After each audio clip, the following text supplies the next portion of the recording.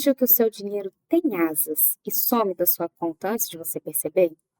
Gente, toda virada de mês, quando eu entro nas minhas redes sociais, eu vejo aquele meme da pessoa que recebeu o pagamento e 10 minutos depois já está com a conta zerada. Então, às vezes, planejar as finanças parece ser uma coisa muito complexa. Eu sei que muita gente se identifica com isso. Mas, na verdade, a educação financeira ela não precisa ser um bicho de sete cabeças e nem ser aquele controle chato de um tanto de planilhas. A educação financeira é uma ferramenta que nos dá liberdade para realizar sonhos, seja aquela viagem de férias, ou também para a gente ter aquela tranquilidade do futuro garantido. E agora, nesse início de ano, várias contas batem a porta. IPVA, IPTU, material escolar, cheio de coisa que pesa no bolso, não é mesmo?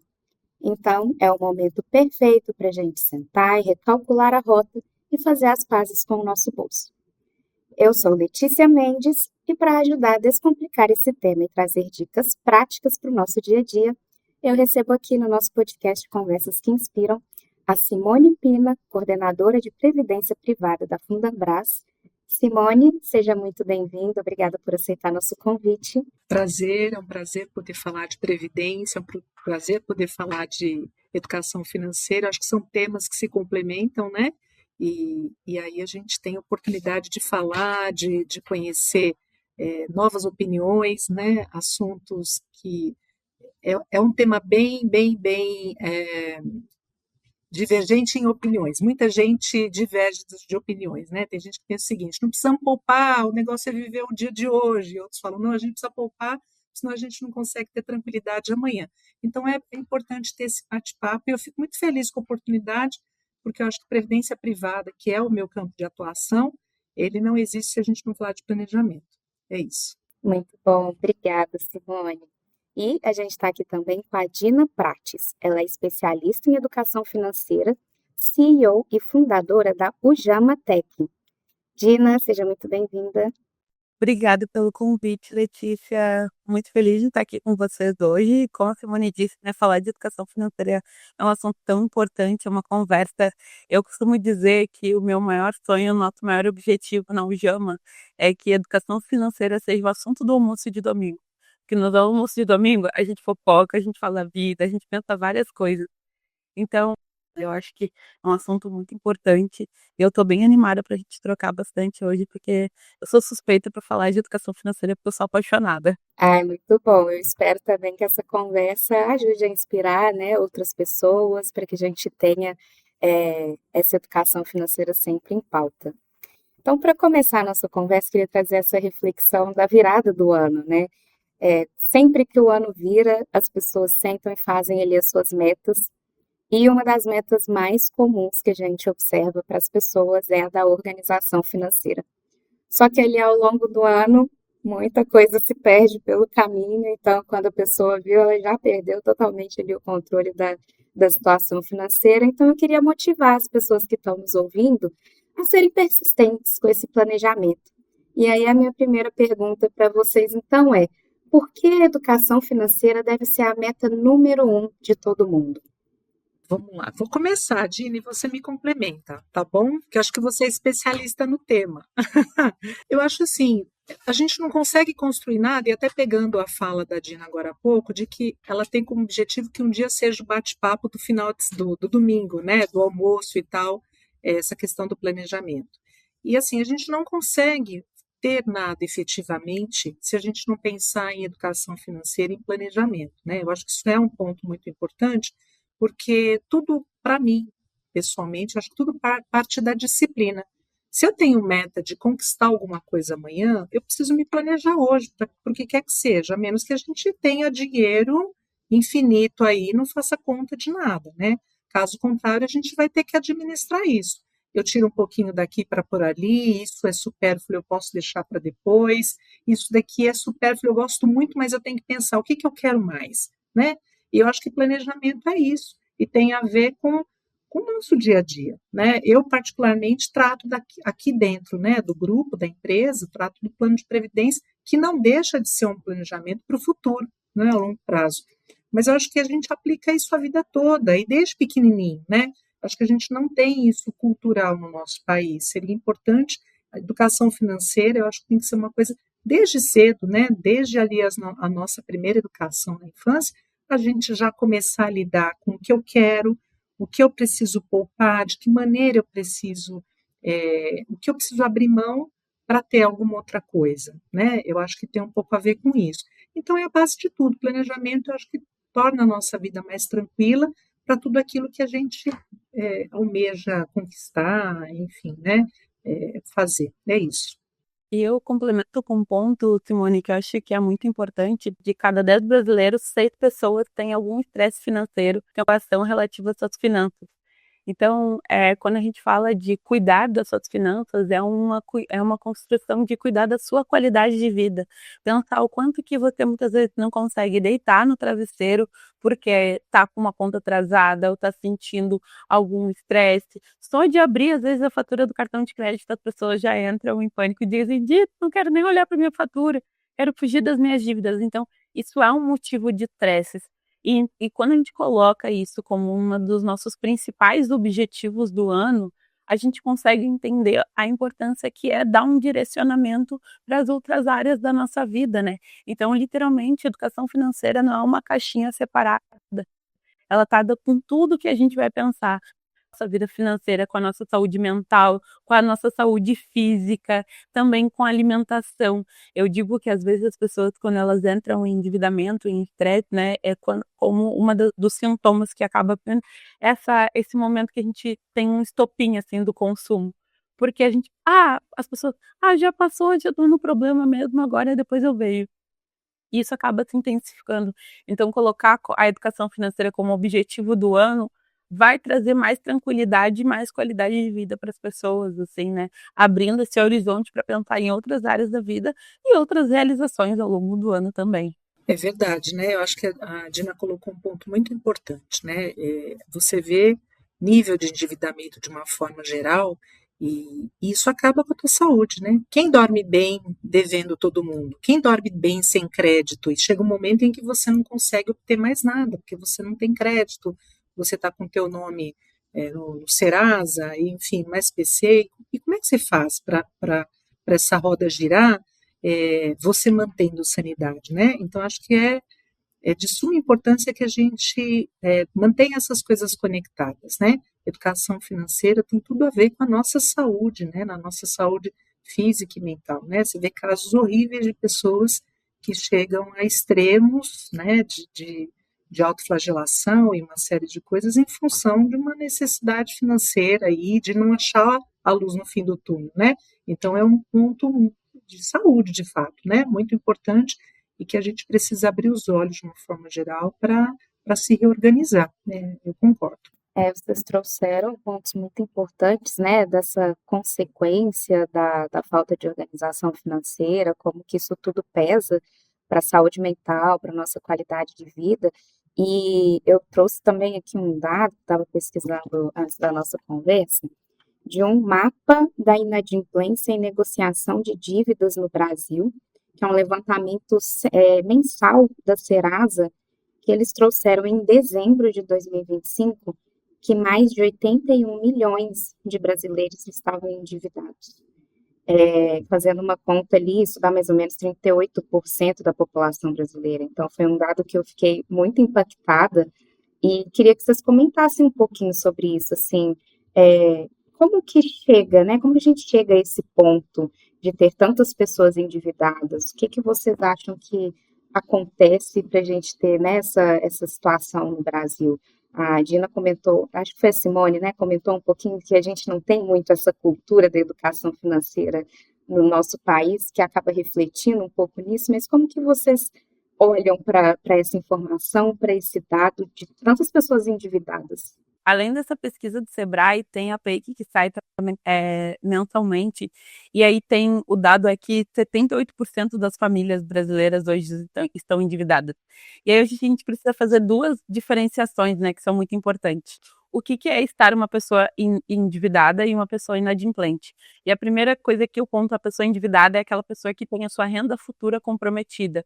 E quando a gente está falando desse comprometimento de renda futura já, a gente está falando de algo muito pesado, né? Porque essa pessoa ela vai pensar em qualquer planejamento financeiro futuro e ela não consegue ter muitas vezes margem dentro desse orçamento, porque ele já está comprometido com parcelamento de cartão de crédito, com cheque especial, com empréstimo e várias outras coisas. E aí isso vai tomando um caminho que as pessoas elas vão literalmente tentando é, resolver um problema com outro buraco. E aí, muitas vezes, elas caem na inadimplência, que é quando elas deixam essas dívidas em atraso, né? Elas começam a atrasar e aí elas tentam ir para essa renegociação e muitas vezes que acaba sendo sem fim.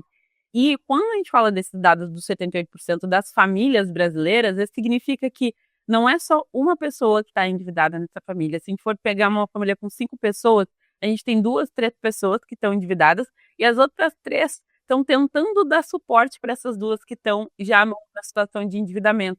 E aí a situação ela acaba se aprofundando, porque na maior parte dos casos a gente não teve um letramento financeiro nem na infância, nem na adolescência, e quem conseguiu acessar o ensino superior, também não teve acesso dentro do ensino superior. Então, é uma falta de letramento histórico que vai afetando o nível de conhecimento básico, assim, para tomada de decisão, muitas vezes, e mais ainda o acesso ao crédito, que muitas vezes vem sem uma orientação mais direcionada para os consumidores, né? Então, isso tudo são fatores que vão agravando, intensificando. Além disso, a gente tem bets agora, que é um outro problema que estamos enfrentando dentro da realidade brasileira. Sem tudo isso, sem uma orientação, sem um vazamento, muitas vezes a população sem um suporte. E aí, o que acaba acontecendo? Endividamento cada vez mais intensificado e maior dentro da realidade, assim, né? Então, é um conjunto de fatores conectados que acabam agravando a situação, por além de todos os processos históricos que a gente já tem. Eu acho que complementando a fala da Dina foi muito boa e eu acho que a gente pensar um pouquinho, a gente tem um fator aqui também determinante. A gente vive numa sociedade que é muito consumista. O consumo ele é incentivado, né? E aí é um problema. Você vê pessoas que estão com sérios problemas financeiros, mas ela quer ter o último celular, ela quer, e porque a sociedade meio que cobra isso, e aí a gente tem toda uma situação de redes sociais, daquela coisa de que se eu não tiver, eu não sou aceito. Hoje, eu acho que o consumo é incentivado de uma maneira absurdamente alta, e muitas vezes a gente tem que fazer aquela. Às vezes a gente para também um momento e fala: meu Deus, eu preciso disso, né? E quantas vezes você quer alguma coisa, virou ali um sonho de consumo, mas você fala: eu preciso disso? Mesmo que você não esteja no nível de endividamento alto, você tem que falar: mas eu preciso contrair essa conta, eu preciso fazer isso. Então, são parcelamentos, é o próprio governo que te incentiva a pegar empréstimos para aquecer a economia, uma outra situação também. Então, às vezes, favorece, né, o endividamento através do crédito, né? Então, assim, como a Dina falou, são várias coisinhas que juntas formam esse cenário que muitas das vezes é catastrófico, né?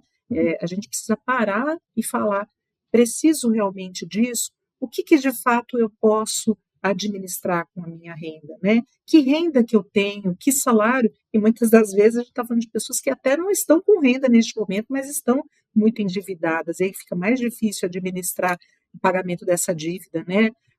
Contar com isso. Então, eu acho que é um exercício contínuo, né? Que vem lá da educação, como a Dina falou, e assim, preciso disso. O que eu posso administrar? Eu tenho realmente que ter isto, tenho que comprar isto neste momento, posso administrar isso de uma forma, até mesmo para a gente falarmos, Dina talvez vá fazer esse comentário em algum momento, mas até para que a gente possa fazer um planejamento de reservas de emergência, né?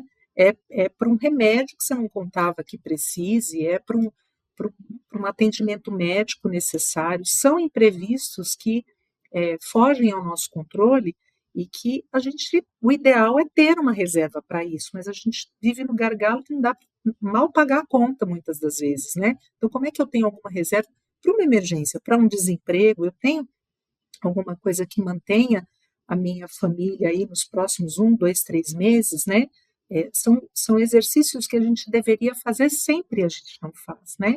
Então, tem toda essa situação que envolve, que eu acho que só agrega para piorar o cenário, é isso. Esses dias eu estava conversando com uns alunos, né, na turma de educação financeira, e eu comentei com eles o quanto que muitas vezes eles acordavam de manhã com notificações dos aplicativos para comprar coisas ao meio-dia. Quando chegava na metade da tarde, eles já estavam com o lanche da tarde, com as notificações. Na noite, já o jantar da noite, assim consecutivamente, mais a promoção que tinha, né, de várias campanhas. E as pessoas, elas percebem a forma como a gente consome também mudou depois do pós-pandemia, né? Porque agora, então, você pode comprar tudo pela internet. Então, de uma forma muito facilitada. Você deixa tudo cadastrado lá e em 2 cliques você efetiva essa compra. E automaticamente que vem com essa facilidade do consumo, de você poder adquirir e facilitar a sua vida, você também tem esse aumento desse consumo, esse consumo impulsivo. Você nem consegue realizar se aquela tomada de decisão, se aquilo realmente faz sentido para você e acaba sendo só incentivado pelas 50 notificações que recebe no dia, né? E as redes sociais são literalmente um shopping cotidiano, em que as pessoas admiram as lojas, os perfis, a vida dos outros, consomem a vida dos outros e é um constante consumo. E isso vai levando muitas vezes a esse comportamento também e do consumo impulsivo, que gera esse endividamento mais profundo, mas é uma constante luta com todo o ciclo, né? Isso aí, é isso mesmo. Gente, olha como que tudo está conectado. O nosso último episódio do podcast, o tema foi a hiperconectividade e os seus impactos na saúde mental. Então, a Simone e a Dina já trouxeram outro aspecto dessa hiperconectividade, né? Que a gente reforça essa questão da imagem, do desejo de ter e de ver ali o tempo todo aqueles produtos atrativos. A gente vê a rotina ali dos influencers e como que a gente vai colocando esse hábito do consumo também atrelado com essa hiperconectividade que a gente vem vivenciando, né, nos últimos anos. Realmente são várias camadas, né, tudo que vai se transformando ali numa grande bola de neve. Mas entendo também que isso passa por uma conscientização das pessoas, né?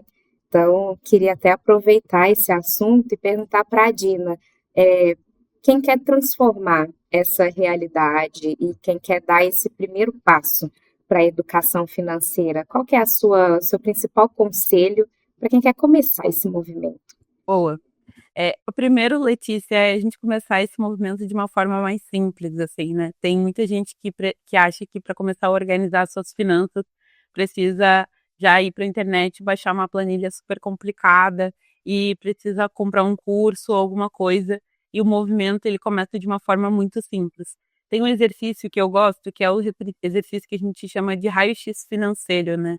Que é o movimento em que a gente olha primeiro para a nossa realidade, começa a olhar qual é o nosso consumo, quais são os nossos hábitos, o que a gente está enfrentando de desafio primeiro para dar ir para essa primeira etapa da organização financeira e da educação financeira.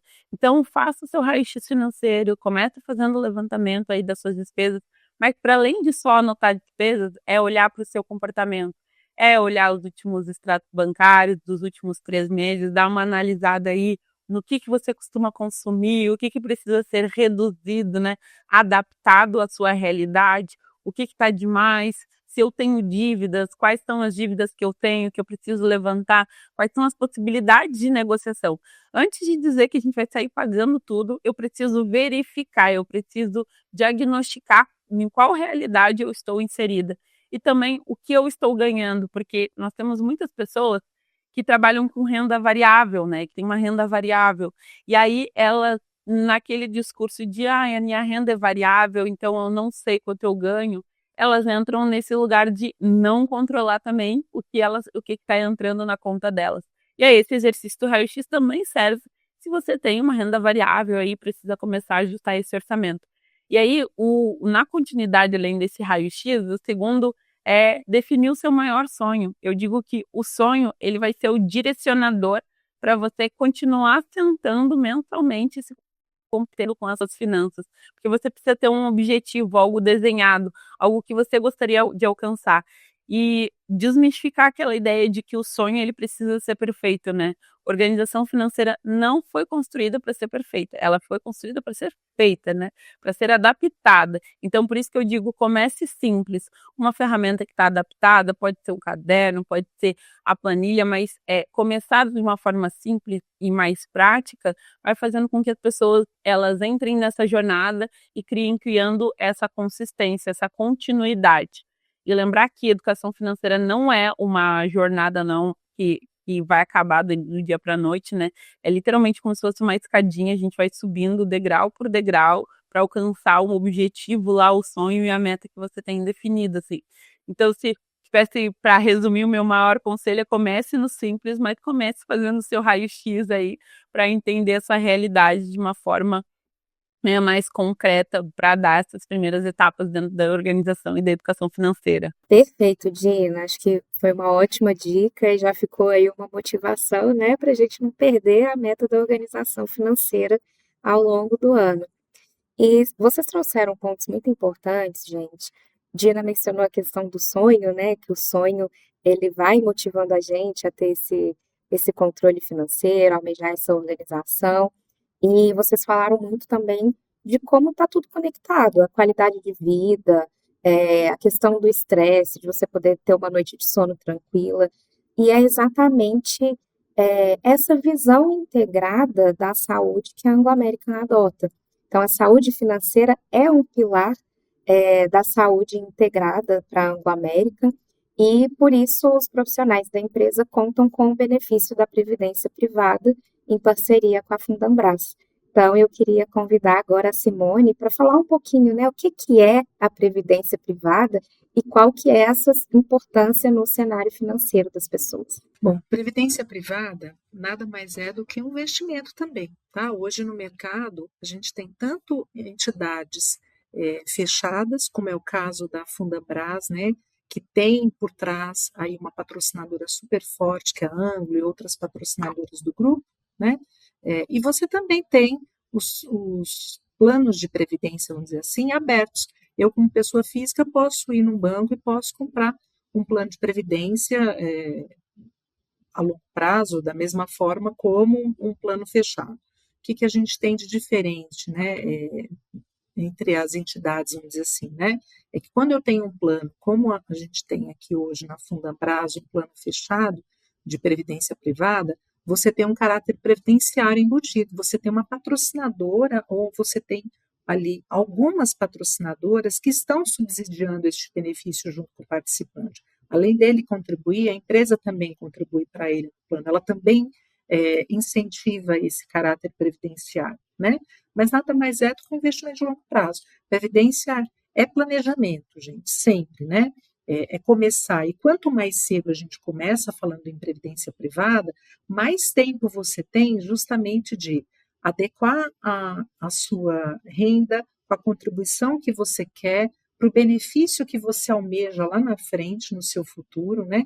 E vai ter tempo suficiente aí, lógico, começando bem cedo, de que, poxa, mesmo com as incertezas de mercado, com as instabilidades, momentos mais complicados no nosso mercado financeiro, você tem tempo para você trabalhar a questão de alguma perda que venha no meio do caminho. Então, a gente sempre fala que previdência privada, ela é coisa de jovem, ela não é coisa de pessoa mais velha, né? Porque quando você está no momento de receber o benefício, é o momento de você já ter feito toda essa poupança ao longo de uma vida, né?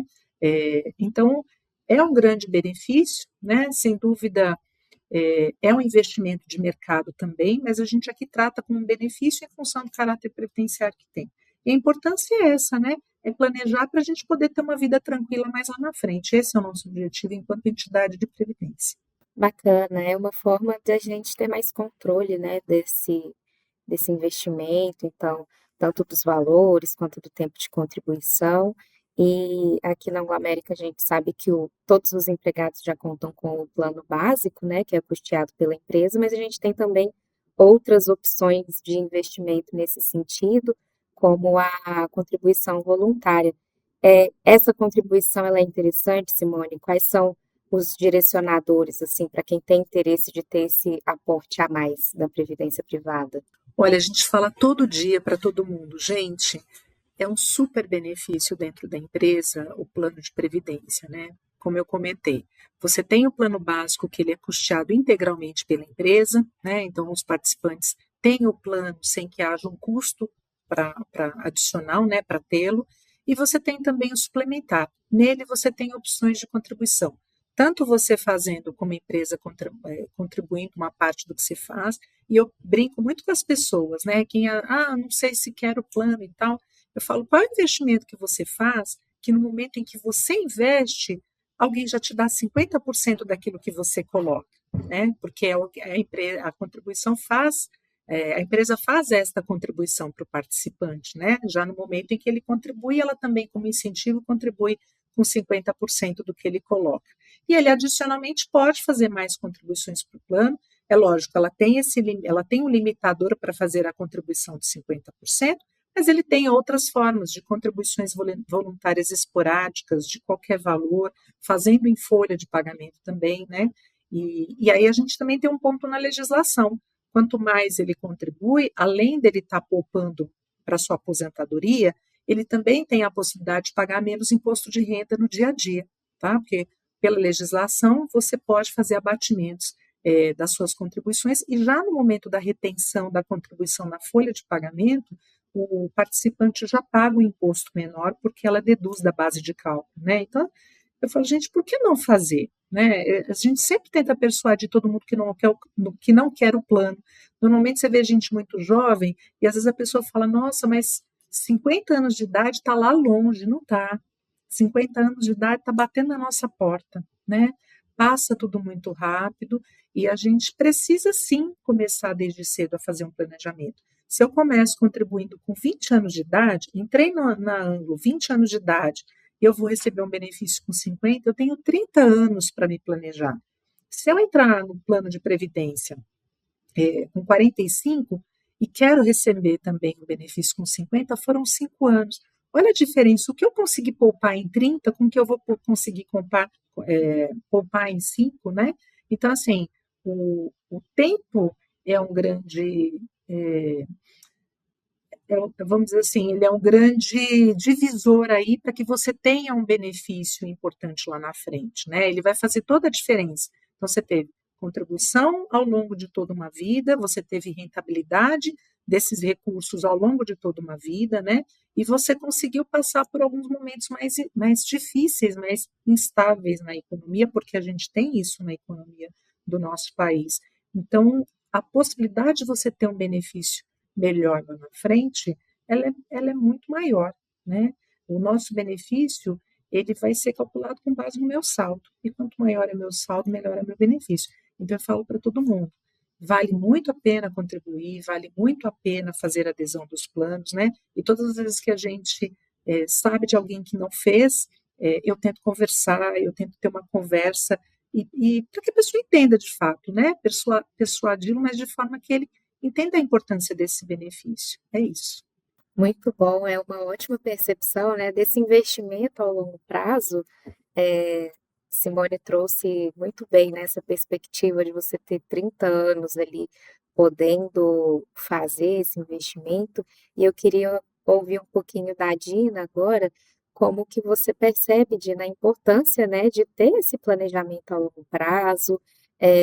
Simone trouxe a questão da aposentadoria, que a gente precisa desde jovem, né, planejar esse período da aposentadoria. Então, qual que é a mensagem para os nossos ouvintes que querem garantir aí a estabilidade financeira para o futuro? Boa, Letícia. Eu concordo plenamente com a Simone, o ponto da importância de ter uma previdência, né? E pensar sobre isso desde o início. E eu sempre gosto de trazer um ponto de vista que é o seguinte: tem um desafio muitas vezes, dependendo da idade que as pessoas têm, né? Quando a gente está falando de pessoas mais jovens, até quando está na tempo da faculdade aqui. E hoje em dia eu não tenho dinheiro para isso, ou isso não é minha prioridade, depois eu vejo. E às vezes a gente tem um desafio de conseguir se enxergar no futuro, né?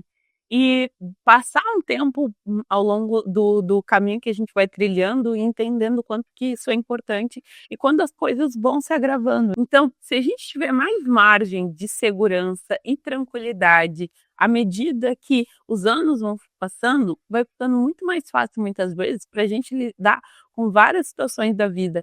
Então eu falo que fazer uma previdência privada para além de garantir a aposentadoria, é garantir a segurança futura, né? É garantir a tranquilidade, essa qualidade de vida que a gente estava falando lá no início, que às vezes é do objetivo do ano, e pode ser um objetivo que eu estou começando agora, inicialmente, fazendo a minha previdência, ou fazendo um investimento de longo prazo, adequado à minha realidade, que eu estou começando com um pouquinho, e eu vou aumentando aos pouquinhos ao longo do tempo. Não precisa ser o mesmo valor para todo sempre, né? Você precisa começar de algum lugar. E aí você pode começar com um valor pequenininho e ir aumentando isso ao longo da sua jornada conforme vai aumentando a sua renda. E aí eu sempre digo para as pessoas, naquele exercício que as pessoas ficam procurando o momento em que o dinheiro vai sobrar, eu sinto muito em dizer, mas é que ele não sobra. Sempre vai ter alguma outra coisa que vai aparecer, um evento, uma comemoração, uma viagem, um outro objetivo. Sempre vai ter uma outra prioridade que vai acabar tomando o lugar desse recurso que a gente teria. Então, inserir esses objetivos futuros da nossa aposentadoria desde agora no nosso plano, no nosso orçamento, quase como se fosse uma conta mesmo, e se é descontar mesmo, ou se eu fiz por um outro caminho, enfim, eu já vou garantindo que eu estou me comprometendo com esse futuro. E eu vou desenvolvendo essa visão de longo prazo, né? Eu falo para todo mundo, desde que eu acho que tinha mais ou menos uns 15 anos, eu brincava lá em casa e dizia assim, ai mãe, eu quero me aposentar aos 40 anos.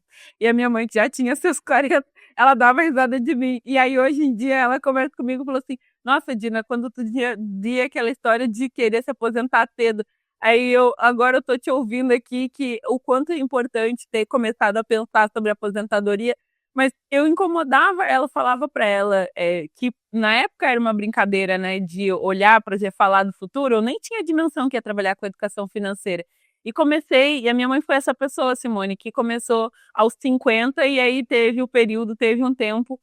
um tempo mais curto para começar a se organizar, mas mesmo o tempo curto que ela teve ainda até o momento da aposentadoria dela e se preparar para esse momento, ainda fez muito mais diferença do que ela não tivesse feito nada. Então, façam, né, organizem esse planejamento de longo prazo, porque ele é muito importante, ele traz muito mais segurança e um exercício, né? Sempre que se projeta 7 anos para frente e 7 anos para trás. O que eu estava fazendo 7 anos atrás? E aí a gente percebe como o tempo passa rápido, como as coisas fluíram. Quando a gente está com dificuldade de olhar, né, 7 anos para frente, não, mas vai demorar muito para chegar. Faz o processo inverso, olha para trás e aí tu vai ver quantas coisas passaram, quantas coisas foram realizadas nesses 7 anos e como o tempo passou rápido. Então ainda dá tempo de começar a organizar os próximos 7, assim. Então, isso é uma dica que eu sempre deixo para todo mundo que está em dúvida. Começa desde agora, porque faz muito diferença no futuro. Eu acho que a gente tem um ponto importante aqui, você falando, Dina, e eu até complementando a minha primeira fala. A gente está vivendo num momento que é muito engraçado quando você olha para a sociedade, porque assim, o tempo todo nós estamos buscando meios de viver mais tempo, né? Então, assim, poxa, a gente está querendo ser mais saudável, a gente está tentando buscar aí alternativas, né? A ciência ajuda demais o tempo inteiro para que a gente tenha essa longevidade. Agora, é uma coisa que ninguém para e pensa. Se eu viver muito mais, como é que eu vou viver lá na frente esse muito mais? Com que renda? Né? De que forma eu vou viver esse muito mais? Porque eu vou precisar de recurso. E esse viver muito mais vai ter um momento em que eu não vou estar mais trabalhando. Enquanto a gente é jovem, a gente está no mercado de trabalho, né? E a gente não para pensar que esse viver muito mais, talvez ele seja uma vida sofrida demais se eu não tiver me planejado. Como é que eu vou fazer? Eu vou ter um plano médico, né? A gente sabe aí que a gente tem um sistema único de saúde e que, de uma forma geral, atende muito bem, uma alternativa muito boa quando você compara com muitos países que não têm, mas não consegue atender toda a nossa população, né? E aí você acaba tendo aquela situação de que ou você vai para um convênio médico e aí eu tenho condição de pagar um convênio médico, eu vou ter meios de pagar os meus remédios, eu vou ter meios de pagar, nem que sejam os meus remédios, seja o meu suplemento vitamínico, se eu quero viver muito mais, eu estou pensando em suplemento, estou nem pensando em remédio. Mas, assim, a gente não para pensar que viver muito mais significa ter recursos para viver muito mais, né? Então, a gente precisaria, de fato, começar desde cedo a falar: quero viver mais, mas eu preciso pensar no planejamento para viver mais, senão eu não vou conseguir me manter lá na frente, né? Então, são coisas que a gente não para pensar e que são fundamentais e que tem tudo a ver com essa vida longeva que todo mundo está querendo ter, né? Senão não vai ter recurso para isso, né? É isso.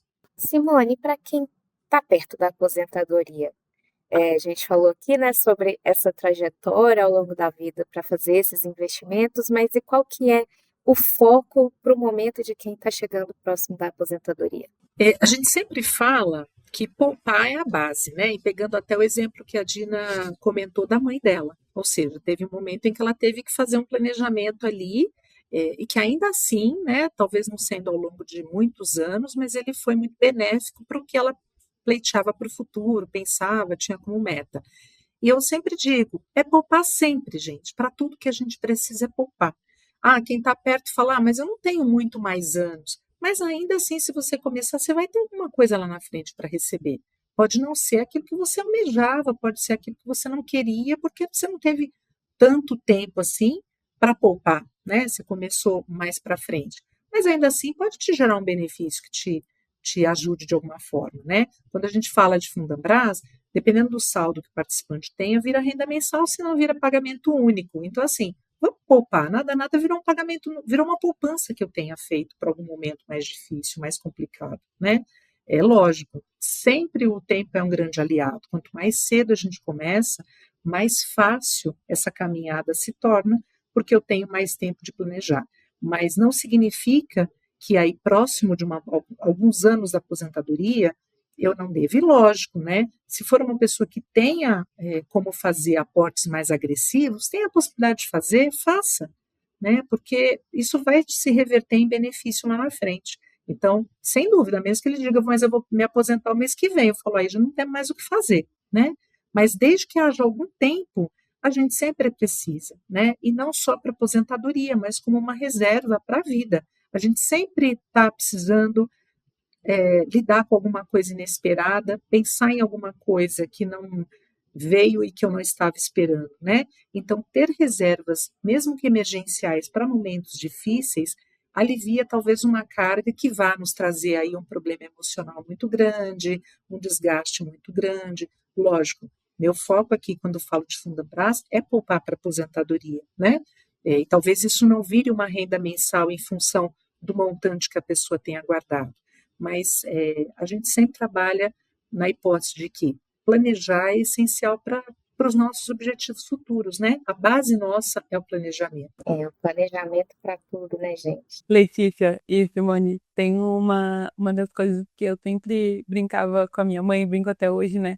Que eu digo para ela assim, se começou pequenininho, pelo menos garantiu o suco do futuro. Então, o suquinho, o momento do descanso, eu falei, ela dizia, às vezes as pessoas, mas o que eu vou começar agora? Mas pensa, pode ser só o suquinho, um momento de lazer, mas já vai estar garantido lá na frente, porque começou agora. Então, sempre comece.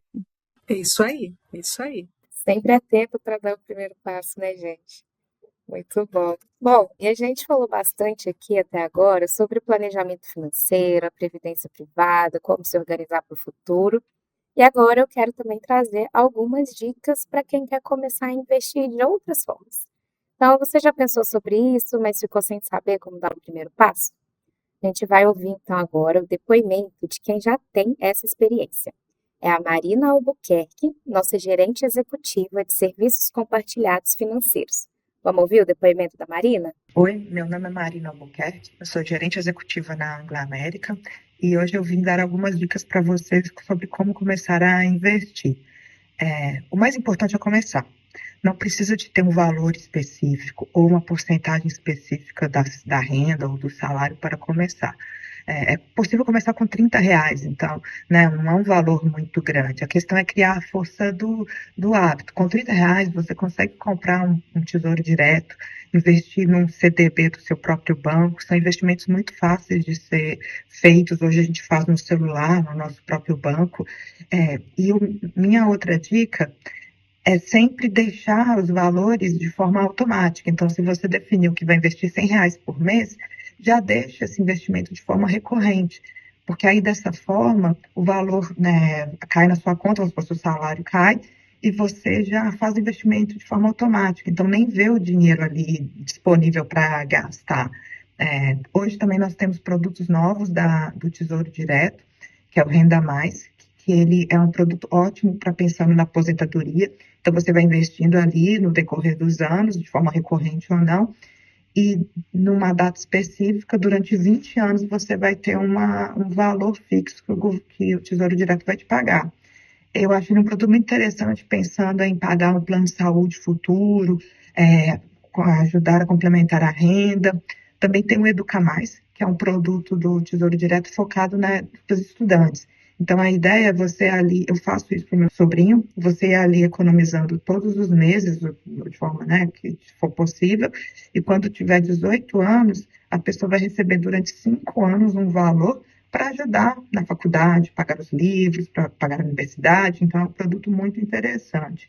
Uma outra coisa que é importante comentar é não acreditar em ganhos estratosféricos ou coisas mágicas. Hoje em dia tem muito influenciadores digitais que falam de investimentos com ganhos de 10% ao mês. Isso não existe. Ou é golpe ou tem um risco estratosférico. A taxa Selic no mês de janeiro de 2026 está a 15%. Isso quer dizer que um investimento médio, a expectativa é que ele te dê um retorno de 15% ao ano, não 10% ao mês.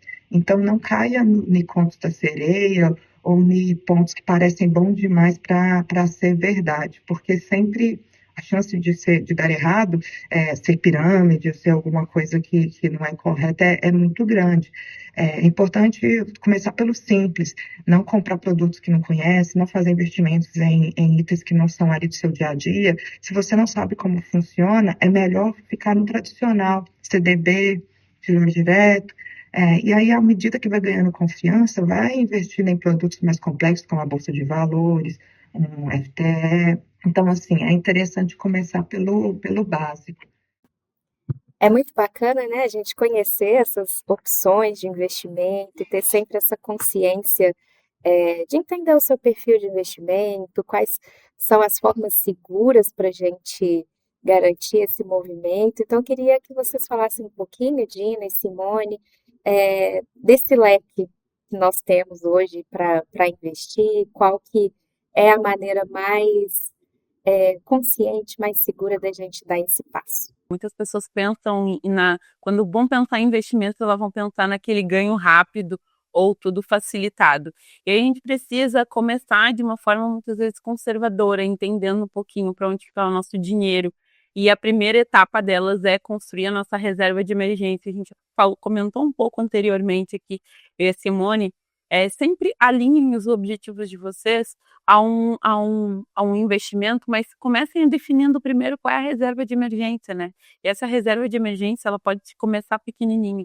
Então, posso escolher, buscar, estudar um pouco mais opções de investimentos, que eu vou deixar o meu dinheiro de uma forma segura, que tenha cobertura e que eu consiga aplicar ele aos pouquinhos para ir, ao longo do tempo, construindo a minha reserva de emergência. E depois, à medida que eu vou me aprimorando, vou construindo outros objetivos, vou me organizando, eu vou buscando outras opções, vou buscando opções de renda fixa, renda variável, eu vou avançando. E lembrar, contudo, que sempre busque informação, né? E não existe almoço de graça. Então, aqueles investimentos que muitas vezes parecem fáceis, né, com retorno garantido, dito, né, muitas vezes acabam rendendo grandes prejuízos para as pessoas por falta de informação.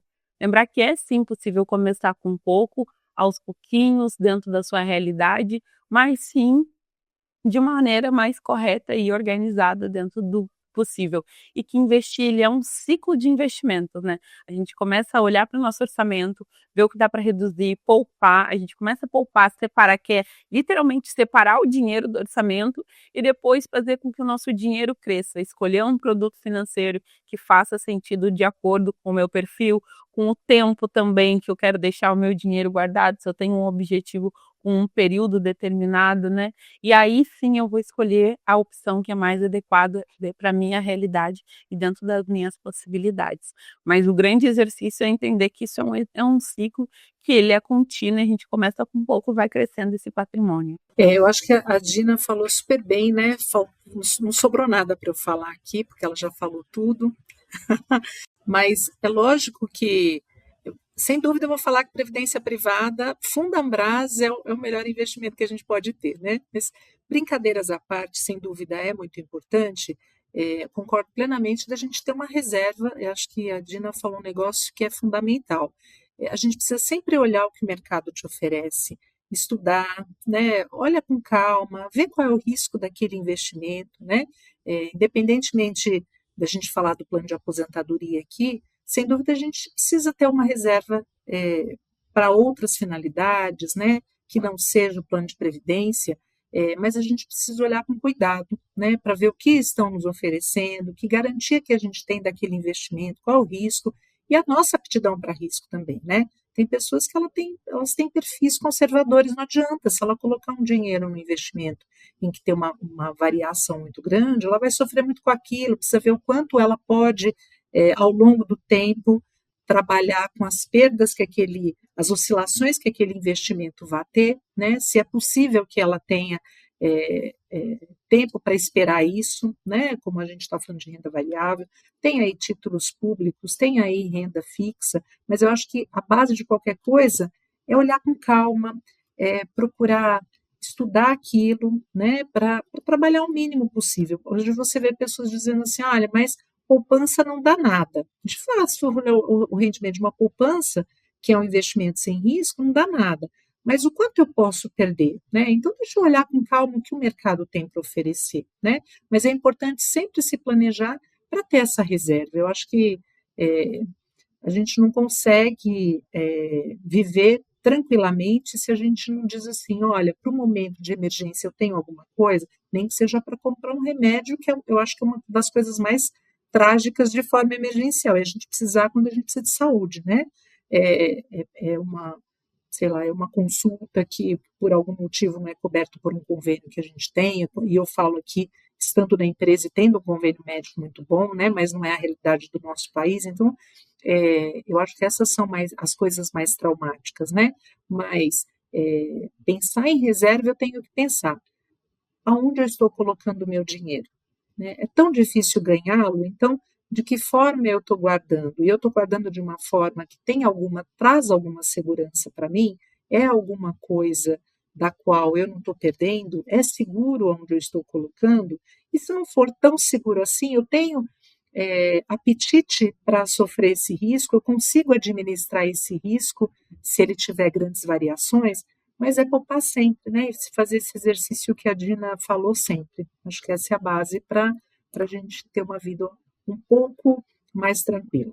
Perfeito. A gente sai daqui, gente, com muitas dicas, né? Dá para anotar aqui no caderninho para os próximos passos. Eu mesma já estou aqui com o meu compromisso de procurar saber mais sobre educação financeira, aprender cada vez mais. A gente ter, né, essa preocupação com quanto que a gente ganha, quanto que a gente está gastando, o que que eu posso reduzir, mas principalmente pensando também naquilo que a Dina trouxe, né? Qual que é meu sonho? Aonde que eu quero chegar e como que eu vou me organizar financeiramente para alcançar esse sonho, como que eu vou me organizar financeiramente para ter a minha tranquilidade no futuro. Muitos insights, muitas dicas excelentes, mas a gente vai chegando ao fim da nossa conversa e eu queria convidar a Dina e Simone para passarem aí uma mensagem final, né, para as pessoas que nos escutam. Então, eu queria saber de vocês, assim, qual que é a principal mensagem que vocês querem que as pessoas levem para o coração sobre educação financeira. Acho que tem muitas mensagens que eu gostaria de que as pessoas levassem daqui, mas eu acho que a primeira delas, eu colocaria que eu quero que vocês sempre lembrem é que educação financeira é sobre qualidade de vida. Então, se eu estou falando da minha qualidade de vida, eu estou falando do meu futuro, eu estou falando da minha saúde, eu estou falando do meu bem-estar, do bem-estar da minha família e da minha comunidade, das pessoas que estão ao seu redor, né? Quando você dedica tempo, investe nisso, coloca a sua energia para organizar suas finanças, você está transformando todas as outras áreas da sua família. E lembrar que isso não é uma jornada individual. Então, se a gente está falando de qualidade de vida, não é uma jornada individual. Incentive as pessoas que estão ao seu redor. Introduza esse assunto do dinheiro, fale mais sobre isso, porque a gente vai desmistificando esse assunto e ele vai se tornando cada vez mais leve para a gente realmente falar no nosso cotidiano, conseguir conversar com a família e vai tornando isso uma realidade de todos, de todas as pessoas, de toda a população, fazendo com que todo mundo acesse o que a gente busca, que é essa qualidade de vida futura. Então, por favor, invistam na qualidade de vida de vocês, invistam em educação financeira. A gente fica à disposição para trocar conteúdo, para compartilhar. A gente tem várias ações sobre formação de educação financeira. A gente também fica à disposição e lembrar que educação financeira é sobre qualidade de vida e sobre a realização dos nossos sonhos. E eu fico disponível até a nossa próxima jornada. O que eu posso dizer a Dina sempre fala tudo, né? Não sobra nada para eu falar, mas ela conhece tudo. É que a gente, voltando, né, para isso de que a gente envelhece muito rápido, e para ter essa qualidade de vida, é só um complemento do que a Dina falou, né? Para ter essa qualidade de vida que a gente tanto almeja, a gente não tem essa qualidade se a gente não se planejar para tudo, né? Lógico que tem gente que fala assim, mas não dá para viver planejando, tem situações que acontecem que a gente não espera. De fato, a gente tem os imprevistos que acontecem, mas para boa parte das coisas na nossa vida a gente consegue fazer um planejamento, né? E o financeiro, ele só faz parte de tudo isso. Então, se eu quero comprar uma casa, eu preciso me planejar. Se eu quero trocar o carro, né? É um sonho, como a Dina falou, pode fazer parte de um sonho que eu almejo para a minha vida. Nem estou falando de aposentadoria, estou falando de desejos, né? Mas eu não consigo fazê-lo sem planejamento, né? E, mais uma vez, se a gente está querendo chegar nessa terceira idade, ou na melhor idade, como hoje se fala tanto, né, de uma forma melhor, de uma forma mais saudável, né, buscando desde já atividade física, uma alimentação balanceada, para viver mais, eu tenho que pensar como eu vou viver lá na frente, eu preciso de recursos para isso, né? Então, sempre pensar nisso na hora de pensar como é que eu quero chegar lá na frente. Eu vou ter meios de viver lá na frente, né? Acho que isso é uma boa dica para a gente exercitar essa coisa do planejamento. É sempre pensar o que eu estou querendo lá para frente, né? A gente não vai viver bem se a gente não tiver dinheiro para comer, né? Então, acho que isso é fundamental e que só complementa aí tudo que a Dina falou de qualidade de vida, né? De buscar isso. Eu acho que é planejar sempre. É isso. Gente, muito bom. Eu amei a nossa conversa de hoje. Foi realmente muito inspiradora. A gente teve muito conhecimento compartilhado. Então, eu quero agradecer aqui a participação da Dina e agradecer a participação da Simone. Foi muito bom conversar com vocês hoje. Para as pessoas que trabalham na Anglo American ou em outras empresas patrocinadoras da Fundambras e que estão ouvindo a gente agora, lembrem-se que o plano de aposentadoria básico é um benefício que já está trabalhando por você. Então, se você quiser saber mais sobre esses benefícios, acesse o site da Fundambras, que é fundambras.com.br. E a gente viu, né, que o planejamento financeiro é uma forma da gente garantir o nosso futuro. Então, quero ouvir de vocês. Qual é o seu sonho? Onde você quer chegar daqui a 10, 20 anos? O que é que você está fazendo hoje para alcançar esse objetivo lá na frente? Compartilhe aí com a gente nas nossas redes sociais, deixe o seu comentário aí no YouTube, no Spotify, na plataforma que você estiver nos ouvindo agora. E aproveite para seguir o Conversas que Inspiram e ficar por dentro de tudo o que acontece aqui na Anglo American. Muito obrigada pela sua audiência e até a próxima.